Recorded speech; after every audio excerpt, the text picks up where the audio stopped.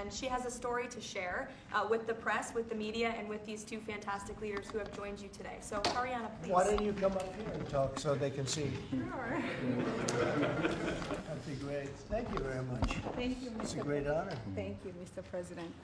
So, as Caroline has mentioned, President, first of all, I want to let you know that I'm the only African reporter accredited here at the White House and I cover for the entire continent. So I just arrived from Congo, Democratic Republic of the Congo, yesterday. I went to see firsthand how the people is feeling and the president's message, President Felix Tshisekedi, about this upcoming peace deal. And let me tell you firsthand what I've witnessed myself. I spoke with the people on the street. I spoke with youth. They know your name. They know that a president named President Trump is working hard to finally bring peace to the country. I saw hope. They have hope now for a better day in Congo. They see what you're doing as a future, better future for Congo. And I had opportunity to sit down with President Felix Tshisekedi for an interview because I want to understand his mind, what he's thinking, his feeling about everything that your administration is doing. And he told me firsthand that for many years, many American presidents overlooked this conflict. They didn't do nothing. Even myself, I cover President Biden's administration. I pressed many times about this conflict. People are dying in Congo. This country has so much potential, but they need help because this war is destroying the country. Right. They never gave me any answer. And he told me, President Tshisekedi, that he's very, you have no idea, he's very thankful for what you're doing, for what your administration is doing. Not only him, the entire Congolese people. They see that finally they will have hope. And President Tshisekedi also mentioned at the end of my interview that when peace finally comes to the Democratic Republic of the Congo, he's thinking to nominate you as a Nobel Prize Peace because he said you deserve, you have been working to bring peace in the world, not only at the Congo, and he's very hopeful to meet you in the future. That's so nice, boy, and that's so beautifully stated. And Caroline said, number one, she did say, and I shouldn't say this because it's politically incorrect, she said, she's beautiful, and you are beautiful. Okay? I'm not allowed to say that, you know, that could be the end of my political career, but I said it anyway. But you are beautiful, and you're beautiful inside. So I wish I had more reporters like you. So you covered Africa for a long time? Yes, for over 10 years. Wow. I cover even your first administration. Yes, I know that. That's great. Well, thank you. That's so nice that you said that. Appreciate it. And I have one more question, Yes. Mr. President. Since we know in July or in the future, both President of Rwanda and the Congo will be coming to the United States. In Africa, President João Lourenço, the president of Angola, he is also the leader of African Union. Good. He worked very hard to bring peace, but unfortunately... Let's get him here. Yes, that's okay? right. Would you invite him for me? Of course. Okay? Of course. No, we'll have. I know that he works very hard, and he's the head of essentially the union. So the union all over Africa, not the kind of union that we have. This is the union all over Africa, and I'd love to have him. So you'll let him know. Of course, Mr. President. Thank you very much. Thank you. Good. Now you go back to where you belong, right? That's great. That's a great job. It's real knowledge and real heart, too.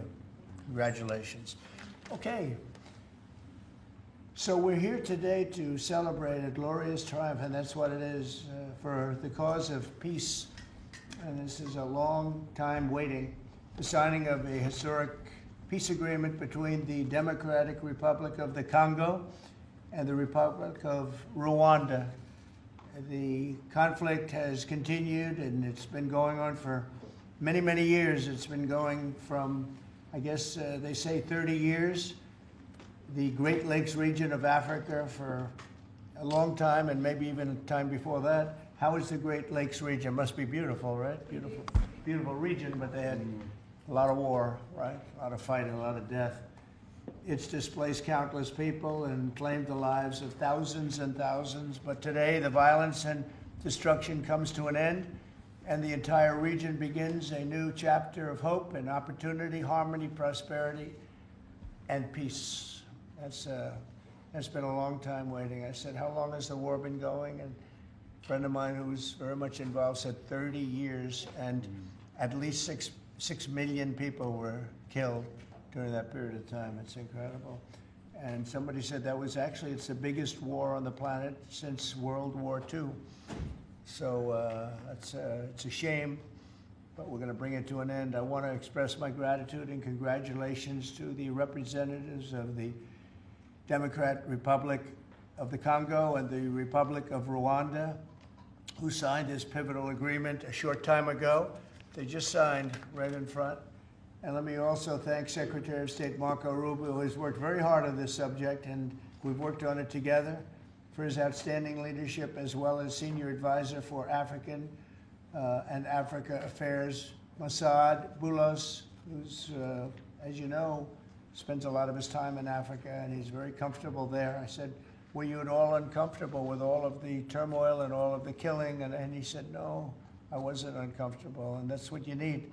You need somebody that's going to be able to get. So, Mossad, I want to thank you very much for the job you've done. Amazing guy, actually. I also want to thank African Union, Qatar, Togo, for working closely with the United States. And I know Qatar was really working hard, and African Union, we just spoke about that. And I look forward to having them representatives here when we do the official meeting, and that'll be sometime in July. And we look forward to it. And you better be here covering it, okay? You better be, we're not going to stand anybody else covering it but you. But this is a tremendous breakthrough. In a few short months, we've now achieved peace between India and Pakistan, Israel and Iran, and the DRC and Rwanda, and a couple of others also. Serbia, you know, was they were getting ready to go to war with a group I won't even mention because it didn't happen. We were able to stop it, but I have a friend in Serbia, and they said we're going to go to war again.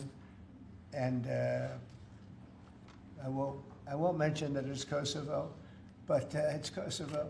But they were going to have a big time war, and we stopped it. We stopped it because of trade. They want to trade with the United States. I said we don't trade with people that go to war.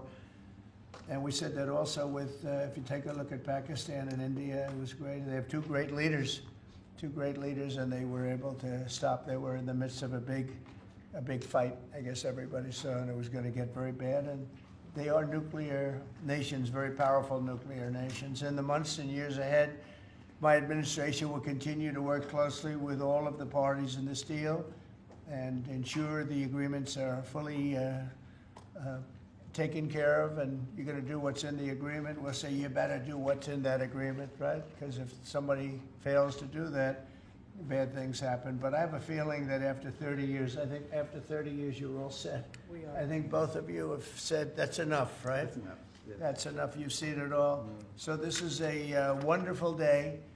It's a great day. We've had some tremendous success. It's been a great week between just coming back from a very successful trip, NATO's really pulled together. They have, they're going to spend over $1 trillion a year.